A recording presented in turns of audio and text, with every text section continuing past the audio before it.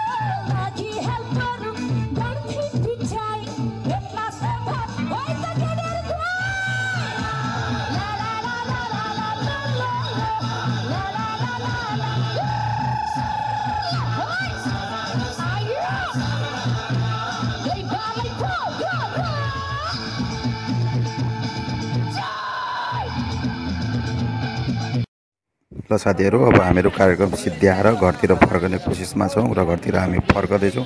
खासै त्यस्तो भिडभाड एकदमसँगले धेरै मान्छेको चाप त्यस्तो थिएन, तर पनि रमाइलो भयो, इन्जोय भयो। र म घर आइपुगिसकेको छु। अब हेरौँ भित्र के गर्दै हुन्छ म्याडम। त्यसमा जाँदैछु। एक गाई चाहिँ एकदम बिस्तारो ल्याएर छोरी पनि सुतिसकेको रहेछ, म्याडम पनि सुतिसक्नु भएको रहेछ, ढोका चाहिँ खुल्लै रहेछ। अब कतिखेर उठ्नु हुने हो, अब बोलाउँ कि नबोलाउँ। अब पनि पङ्खा यहाँ चलिरहेछ। अब यस्तै छ गाइजहरू। अब ढिलढिलै आइयो, त्यही भएर पनि होला सायद उहाँ सुतिसक्नु भएको छ गाइज। अब म पनि चुप लागेर सुत्छु। अब खाना पनि खाइएन हो आज त, अब के उठाएर उयो राख्नु। ठिकै छ गाइज, धन्यवाद हेरिदिनु।